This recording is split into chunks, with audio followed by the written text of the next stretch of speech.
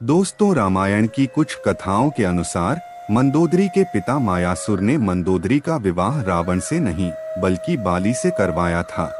जब मंदोदरी का विवाह किष्किंधा के राजा बाली से हो गया तो फिर वह लंका के राजा रावण की पत्नी कैसे बनी, और आखिर रावण ने क्यों किया बाली की पत्नी के साथ जबरदस्ती समागम। आइए जानते हैं। दोस्तों, बाली की वरदानी शक्ति दिन दोगुनी रात चौगुनी बढ़ रही थी। इसका प्रमुख कारण था कि वह सुबह शाम ऋषि की तरह संध्या वंदन किए बिना अपना दिन या रात शुरू नहीं करता था। अगर वह किसी शत्रु का वध करता था तो उसके पाप के निवारण के लिए वह पश्चाताप जरूर करता था। एक बार की बात है, महाराज बाली तपस्या कर रहे थे। उधर ब्रह्मा और शिव के द्वारा वरदान पाने के बाद रावण छल कपट के द्वारा किसी न किसी को हराकर धीरे धीरे तीनों लोकों पर अपना साम्राज्य स्थापित कर रहा था। अब किसी उद्देश्य से वह किष्किंधा आया और उसने बाली से युद्ध की मांग की, परंतु महाराज बाली उस समय तपस्या में लीन थे। अब रावण बार बार उनके ध्यान को भंग करने की कोशिश कर रहा था, जिससे क्रोधित होकर बाली ने रावण को पकड़कर अपनी भुजाओं में दबाकर 6 महीने तक लगातार तपस्या की। तब रावण कुछ भी नहीं कर पाया था और वह चुपचाप बाली की भुजाओं में दबा रहा। 6 महीने बाद जब तपस्या खत्म करके बाली ने रावण से पूछा कि तुम युद्ध की मांग रहे थे, चलो अब मैदान में। परंतु रावण ने तुरंत हार मान ली और अपने मन में दुश्मनी की गांठ बांध ली और बाली को पराजित करने की मौके की तलाश में रहने लगा। अगले वर्ष बाली दोबारा से अपने प्रिय भाई सुग्रीव को कार्यवाहक राजा बनाकर तपस्या करने लगा। सुग्रीव भी ज्यादातर अपना समय अपने भाई बाली के आसपास ही गुजारता था।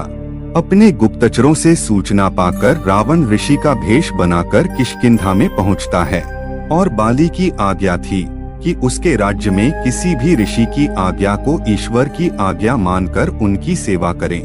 ऋषि के आगमन की सूचना पाकर महारानी मंदोदरी अपनी देवरानी तारा के साथ ऋषि की सेवा के लिए खुद आ गई।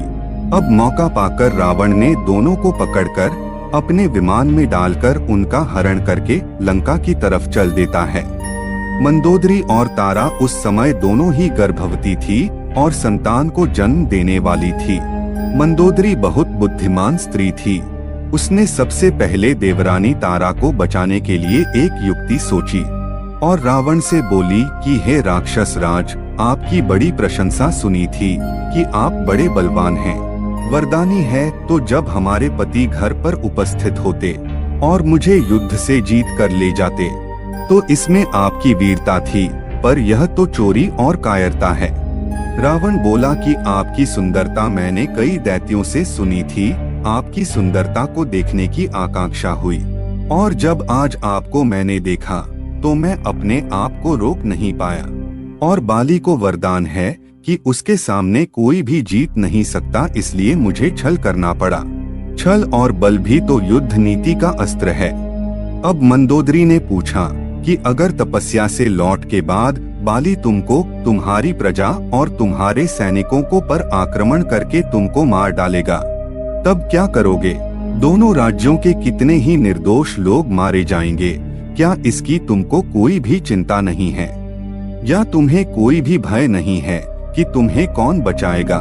फिर रावण बोला कि तुम जैसी सुंदरी अगर मेरी पत्नी हो जाए तो फिर मृत्यु भी हो जाए तो मुझे कोई गम नहीं, मैं तुम्हारे बिना रह नहीं सकता। अब मंदोदरी ने बोला कि बीच का रास्ता निकाला जाए जिससे दोनों राज्यों के निर्दोष लोग और सैनिक मरने से बच सकते हैं, और फिर तुम और बाली दोनों युद्ध से बच सकते हो। रावण बोला कि मैं तैयार हूँ। मंदोदरी ने कहा कि मैं तुम्हारे साथ चलूंगी, लेकिन मेरी देवरानी तारा को किष्किंधा में छोड़ना होगा।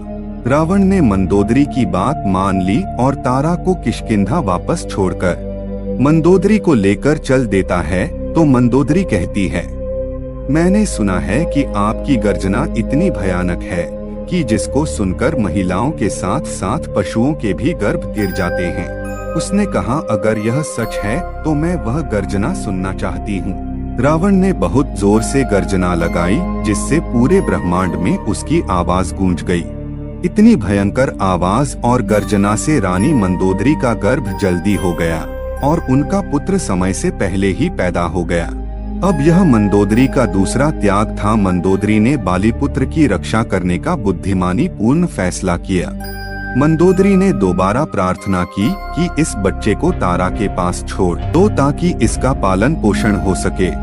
रावण ने विमान को वापस लिया और मंदोदरी को छत पर उतारकर उसके पुत्र को तारा को सौंपने की छूट दे दी। अब मंदोदरी अपना बालक तारा को सौंपते हुए कहती है, आज मैं अपना अंग, अपना बेटा आपको दान कर रही हूँ।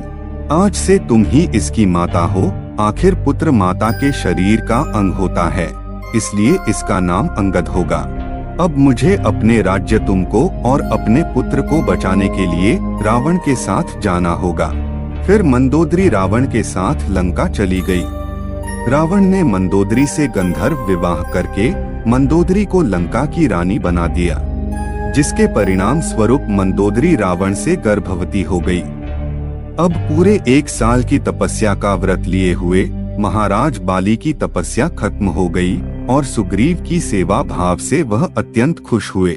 वो अपने भाई को गले लगाया और प्रसन्न होकर अपने राज्य को वापस लौटा।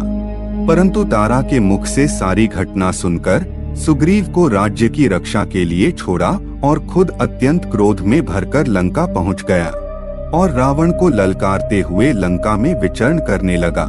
उसके बाद राजा रावण डर से कांपता हुआ कभी इस महल से उस महल में छुपता हुआ घूम रहा था। अब उसको कोई उपाय नहीं सूझ रहा था। तब लंका में नरसंहार रोकने के लिए दोबारा से मंदोदरी ने परोपकार की भावना से रावण का साथ दिया और बाली के क्रोध से बचने का उपाय भी उसे बताया। फिर रावण ने एक दूत को भेजकर बाली को राजभवन में बुलाया और खुद मंदोदरी के पीछे खड़ा होकर अत्यंत दीन भाव से बोला, महाराज, मैं ब्राह्मण पुत्र हूँ, इसलिए मैं अपने वचन का पालन करूँगा। आपकी महारानी को आदर के साथ आपको सौंपूंगा। आप पहले हमारा आतिथ्य स्वीकार करो, मेरे साथ भोजन करो, मेरी दोस्ती को स्वीकार करो। बाली रावण के दिन वचन सुनकर और मंदोदरी की प्रार्थना सुनकर बाली का क्रोध शांत हो गया और वह भोजन करने के लिए रावण के साथ उसकी रसोई में बैठ गया। अब खाना परोसने वाली स्वयं रानी थी। उसने 2 थाली में स्वादिष्ट व्यंजन परोसे, फिर उसे रावण और बाली के सामने रख दिया। बाली भोजन को ईश्वर के प्रति समर्पित मंत्र पढ़ने में अपनी आंखें बंद करता है, परंतु रावण अपनी थाली से एक निवाला खाकर फिर दूसरा वाला तोड़कर उसमें ही रखकर अपनी थाली बाली की थाली से बदल देता है। अब मंदोदरी को पता था कि बाली कभी भी किसी का जूठा भोजन नहीं कर सकता, इसलिए उसने ही रावण से यह काम करवाया था। अब बाली ने ऐसा करते देखकर खड़े होकर अत्यंत क्रोध में गर्जना की, जिसको सुनकर मंदोदरी सहित लंका में 72,000 राक्षसियों के गर्भ गिर गए और पूरी लंका में चारों तरफ हाहाकार मच गया। अब रावण अपनी मृत्यु पक्की समझकर फिर से मंदोदरी के पीछे छुप गया। गर्भरक्त के दर्द को समेटे हुए मंदोदरी हाथ जोड़कर बाली से बोलती है, हे महात्मा, हे वैष्णव, बलवानों में बलवान महाराज बाली, आपके सामने यह रावण एक तुच्छ प्राणी है। यह एक ऋषि पुत्र है और आप तो फिर ऋषियों के रक्षक हैं, तो फिर भला आप ऋषि पुत्र का वध कैसे कर सकते हैं? आप इसके अपराध को क्षमा कर दो, वैसे भी मैं आप जैसे महात्मा की पत्नी बनने लायक नहीं रही। जब आप इसके एक बार चखे हुए भोजन को नहीं खा सकते, तो फिर यह मेरे साथ कई बार समागम कर चुके हैं और यह रक्तस्राव जो आपकी गर्जना से हो रहा है, यह उनकी ही संतान है जो पैदा होने वाली है, इसलिए अब मैं आपके योग्य नहीं रही। इसके बाद मंदोदरी की बात सुनकर बाली का क्रोध काम हो गया, परंतु उसने कहा कि रावण ने गर्जना करके उसके पुत्र अंगद को समय से पहले पैदा करवाकर उसे शारीरिक रूप से कमजोर किया है, इसलिए आज लंका की कोई भी गर्भवती अपने बच्चों को रोक नहीं सकती, जिसके चलते लंका में स्थित सभी स्त्रियों के गर्भ एक साथ गिर जाते हैं। इस तरह बाली ने मंदोदरी की सलाह पर एक बार फिर से रावण को माफ किया और उसे जीवन दान दिया। बदले में रावण को कुछ भी हो जाए किष्किंधा की तरफ ना देखने और कोई भी धोखा ना करने की सौगंध देकर संधि कर ली। अब मंदोदरी और रावण का पहला पुत्र नरांतक, जो 7 वासी मास में ज्येष्ठा के मूल नक्षत्र में पैदा हुआ, अर्थात गर्भ के 7वें महीने में, जो अशुभ माना गया है। साथ ही ज्येष्ठा के मूल नक्षत्र में पैदा होने से पिता की भी मृत्यु हो जाती है। इसलिए आचार्यों ने रावण को जो उपाय बताए वही रावण ने किया और सभी 72,000 बालकों को एक साथ नदी में बहा दिया।